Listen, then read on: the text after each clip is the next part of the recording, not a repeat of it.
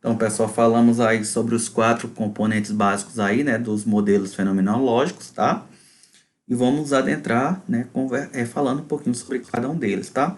Então, primeiramente, as funções governantes ou variáveis externas. Então, o que é isso, né? O que significa isso aí para os nossos estudos? Então, são funções ou variáveis das vizinhanças que influenciam o estado do sistema. Então, são questões externas que vão fazer com que o nosso sistema se modifique, tá? Ou que vão causar alguma influência sobre o nosso sistema.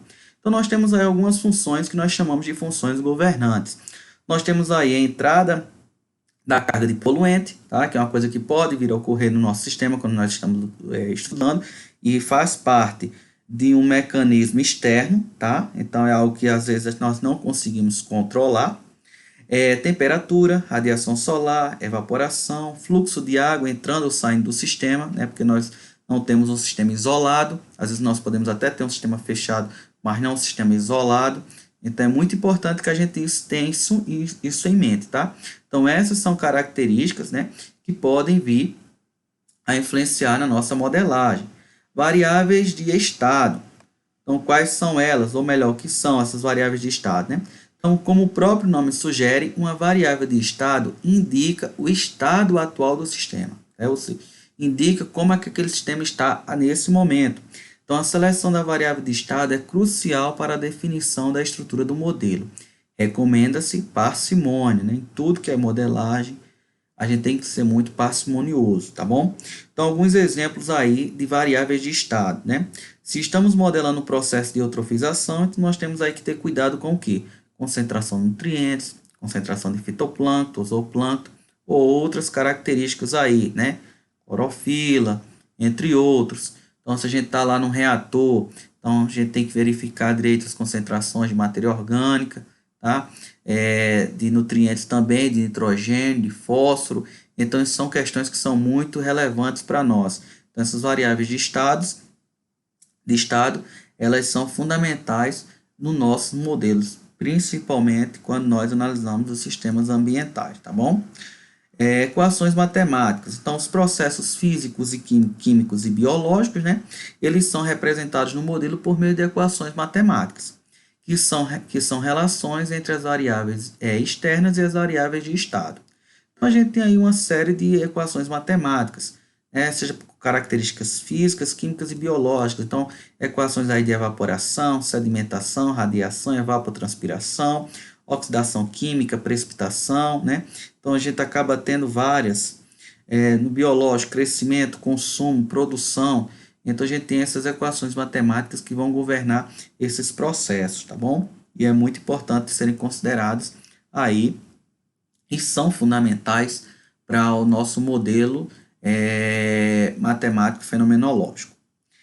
Um determinado processo pode ser representado por diferentes equações matemáticas, cabendo ao modelador decidir qual equação melhor representa o processo, usando o menor número de simplificações, tá?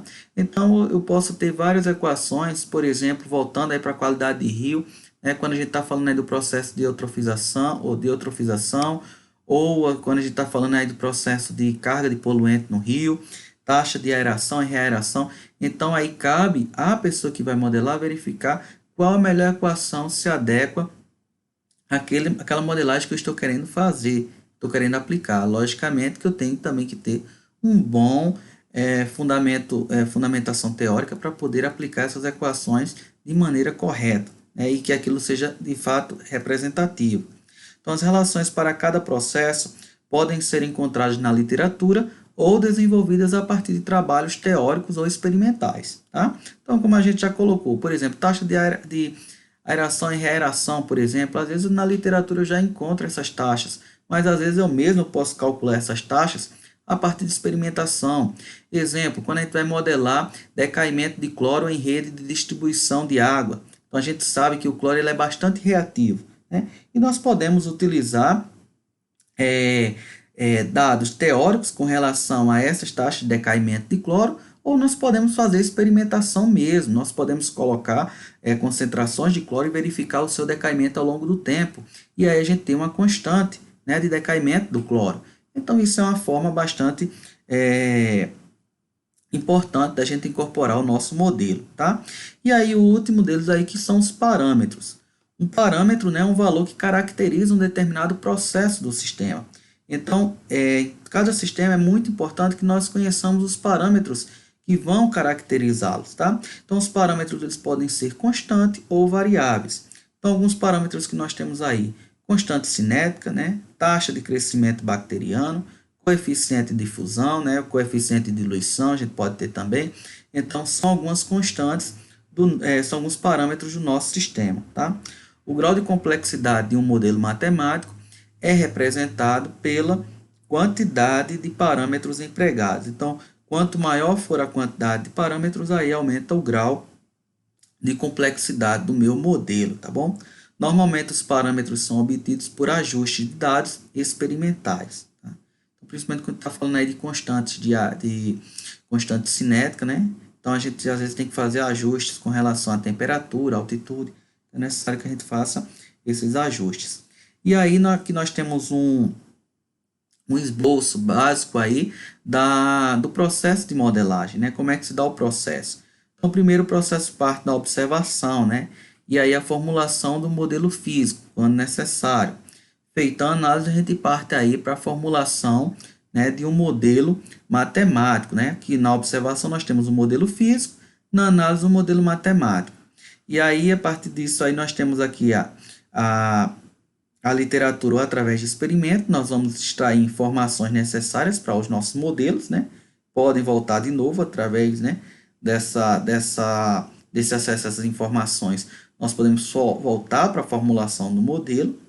Posteriormente, nós temos aí a resolução do modelo matemático através de técnicas numéricas, né, para solucioná-lo, seja ela uma técnica analítica ou uma técnica numérica, tá? Depois nós temos aí testes estatísticos. Esses testes estatísticos é justamente para validar o nosso modelo e verificar o grau de confiança desse modelo. E todas essas etapas, ela prevê um retorno, né, para a reformulação do modelo, tá bom? Nós temos sempre que estar avaliando e sempre desconfiando. Como todo bom modelador, nós temos sempre que estar com o pé atrás do nosso modelo e não achar que o nosso modelo é sempre perfeito.